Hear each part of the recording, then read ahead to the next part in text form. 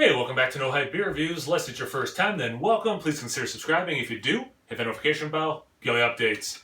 Really excited for today's video. It's Tuesday where I try to test my palate, drink maybe a style I don't consume a lot. Might be a little bit more tricky for me and my word bank of descriptors to draw from. So this is a collaboration between Revolution and Hop Butcher. It was brewed at Revolution. It's called Maintains and Shapes. Awesome can art by Dan Jetsa. It is 5.5% ABV. It's an Illinois recreational lager. I assume it's a Pilsner, but I doesn't make me right. I rarely am. But yeah, a 5.5% lager is definitely not something. I mean, if you watch the channel that I drink, outside of the channel, but not a ton. So anyway, so if you watch the channel, I don't drink a lot of lager, especially like lower ABV lagers. I'm saying the word lager a lot. Like most people, I got into beer with, macro Pilsner lagers. So like, I'm not super unfamiliar with them, but it's also been a while since I've, consumed them regularly. I mean, that's about as, see-through as you can get. I mean, maybe a slight unfiltered look to it. Very yellow, sunny, like lemony almost kind of a thing. But I don't know if I should even say barely off white. I mean, it's basically exactly a white head. Small to medium bubbles. Somewhat looks like dish soap. Say that 10 times fast. Doesn't the lacing doesn't stick around for too long. But it definitely looks like, what I think a Pilsner looks like. Great carbonation. It's a Hop Butcher glass, and they have a hop etched in the center. And I hope it's coming off, off on camera.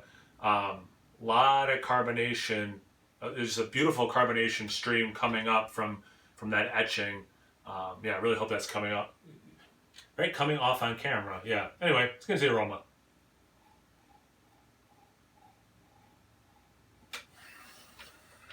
There's a slight fruitiness. And it is a cool thing about, doing these things that are a little bit outside of my wheelhouse. I'm realizing I enjoy a lot of the stuff I've been doing. So that's cool. It's nice to drink lower ABV beers. But also you use some of these descriptors, like something's fruity. I had a stout the other day and there was, some like berry fruitiness. That is completely different than the fruitiness I'm getting out of this or out of an IPA or whatever. There's a soft apple and pear, almost cidery, but then there's the like herbaceous, grassy, like those kinds of notes as well.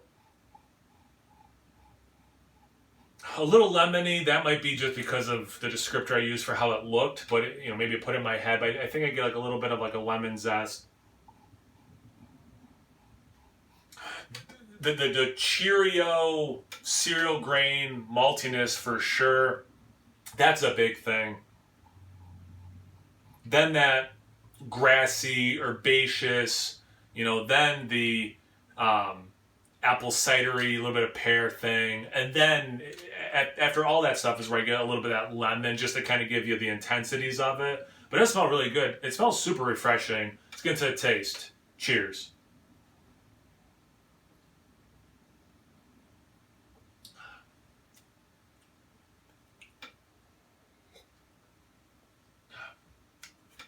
Forgot to say that Hop Butcher sent this beer. Thank you for sending it. And just so people know, full disclosure, it was sent to me.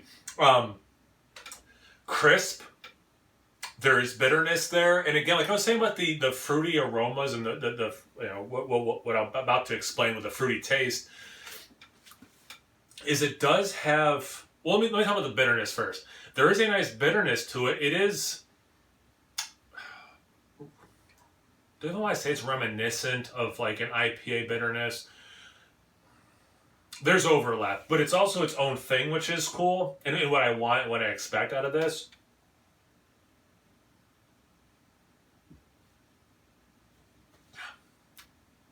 Well, because in some ways it does drink like not IPA, IPL. So in some ways it does, that bitterness is kind of like that level, or maybe more of a PL, a pale lager. You're getting some of that lemon zest, but not just like the aroma. It's like the last thing, but it's also one of the things that's easy for me to pick up on because the flavor I'm very familiar with.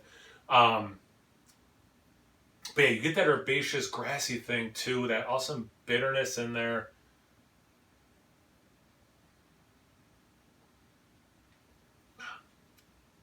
You do get some of that malt. It's sweet. As much as it makes me think Cheerios in the aroma, the taste is a little bit more sugar mixed in with the Cheerio. It's not as like dry if you're just eating Cheerios. It's not like, it's not that dry. There is some sweetness there, but don't get me wrong. It's not like some pastry stout of a pale lager-ish beer. I don't think Illinois recreational lager is a common thing. I don't know if anyone else has ever used that term before this beer. But it's somewhere between the most common style and this is the only beer that's ever been named it. It's somewhere probably over in this realm. But anyway, I'm going to assume it's kind of like a pale lager. Very crisp, refreshing that way, which is what you kind of want when you see a low ABV lager. Yeah, a little bit of that apple comes through. It's not as cidery. See on the aroma, again, not that it smells straight up like cider, but that was definitely one of the notes, whereas in the taste, it's more just apple. Very refreshing. This is good beer, yeah. This is a little bit outside of what I typically drink, so I think this was a good review. I think I did speak to the things I was getting. I'm sure I'm missing things also, though, because my word bank is not huge for this. I'm starting to ramble. I know it's time to wrap this up. So, thanks again, Hot Butcher, for sending it. Thank you guys for watching. I always appreciate it. Have you had this beer before? Have you had a bunch of Illinois recreational lagers before? Maybe you could educate me on the style. Probably when I'm done filming this, I'll look up on their website, Revolution's website, and see what they have to say about this beer. But yeah, very tasty. Definitely a little different. I'm about to finish cooking dinner. I think this will pair really nicely with the pasta we're going to have. Check me out on Instagram and on Taps. No Hype Beer Reviews at both those places. So always please like, comment, subscribe, and most importantly, imbibe. Cheers, everyone.